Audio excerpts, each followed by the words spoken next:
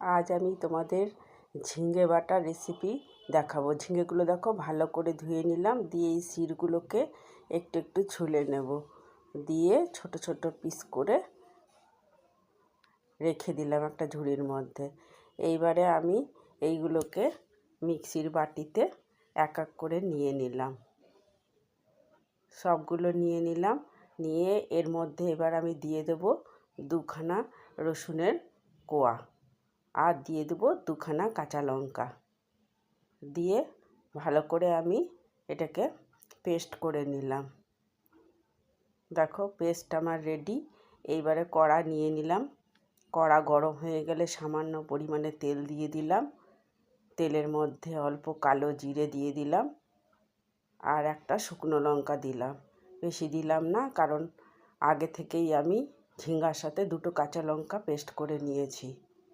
এইবার আমি বেটে রাখা ঝিঙ্গাগুলোকে তেলের মধ্যে দিয়ে দিলাম, দিয়ে ভালো করে নেড়ে যখন শুকনো শুকনো হয়ে আসবে,